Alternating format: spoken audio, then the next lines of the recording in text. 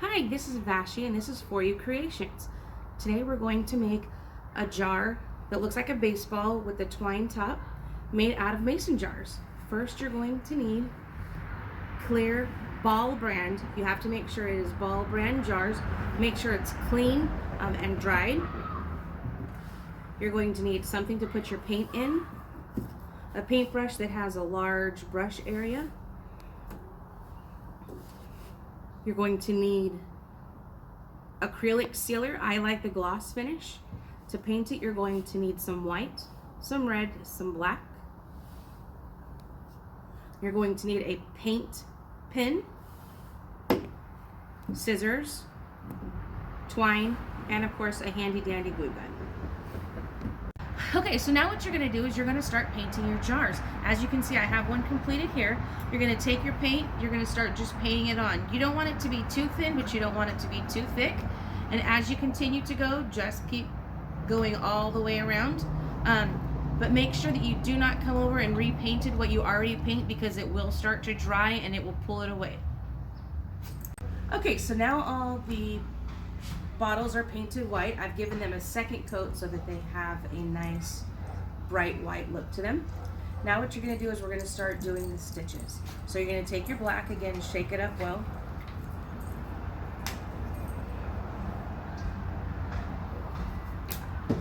And then we're going to use that small brush that I had spoken about.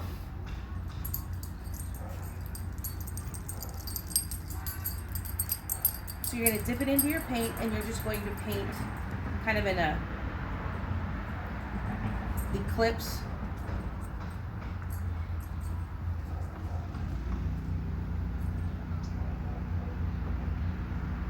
See how that came? So we'll do the other side. And it's not going to be perfect, but that's okay. Again.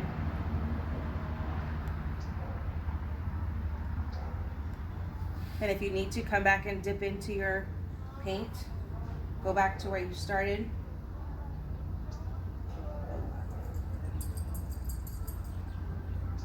And finish. So you're going to do that on the front and the back, and we're going to do that through all these. Stop. Okay, as you can see, all of the jars have been given their black lines. So now we're going to do the red stitching. So you want to get your red paint. Again, shake it well. And I'm cleaning out this jar after every use, as well as my brush. So you're going to dip it in. You don't want too much paint, and then you're just going to make little red arrows. Can you see that? See how it's starting to get the stitching look? So you're going to go ahead and do that through all of the jars. Okay, now you're going to take your paint pen, your paint marker. I've used this instead of using my brush because I feel like I have more control when I'm using this. So we're going to go ahead and write play.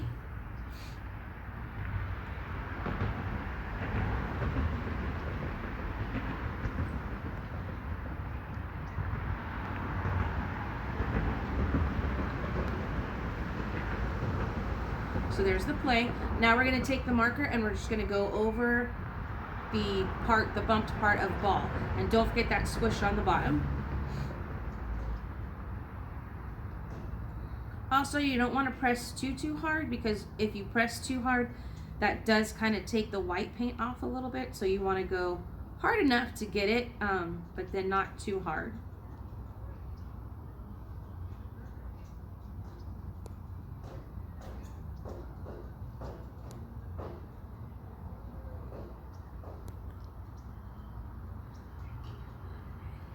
Almost done here.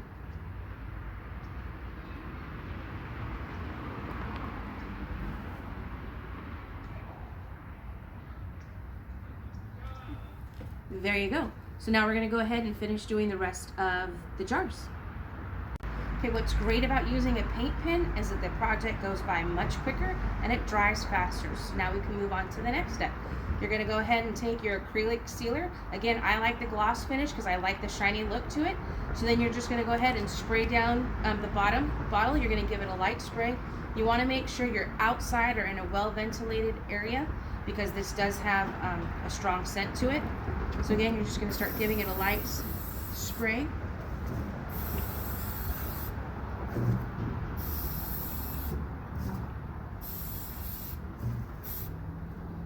And as you can see, it's already taking on its glossy look. You want to make sure you're staying as far away from it as the bottle says, because if you get too close, it's going to get too wet and your paint is going to run. The whole purpose of this is to seal the acrylic in into the glass so that way it doesn't chip off as easy. Okay, so your jars are pretty much done. The possibilities are endless of what you can do with these. Some people put flowers in them with a stick at the pennant. All kinds of things you can do with it. I'm sure you can find. But what I'm going to do is I'm going to finish it off with some twine. This is what the person who asked me to make these for asked me to do. So this part is going to require twine, a hot glue gun, and scissors. So you're going to take your twine, dab a little bit of hot glue,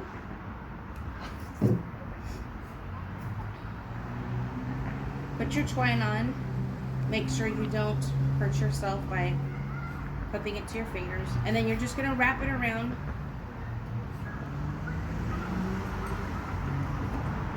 numerous times until it looks like the thickness that you want. So that was probably a good 3 or 4 times. And that looks pretty good right there. So I'm going to bring it around to the back so it's not as visible in the front. Clip it.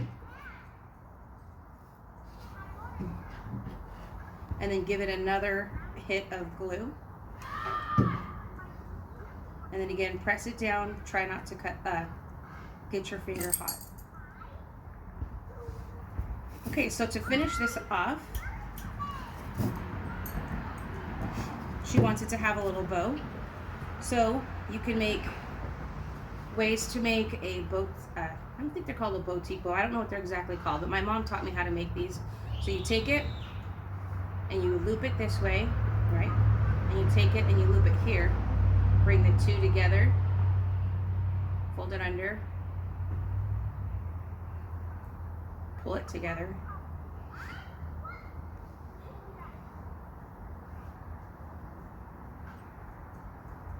And it makes you a nice bow that will sit down. Like that. See how it looks on the front? You might want to cut the other edge down just to make it match in length. Give it another dab of glue. Sorry, you can hear my neighbors outside having fun. And there's her finished pot.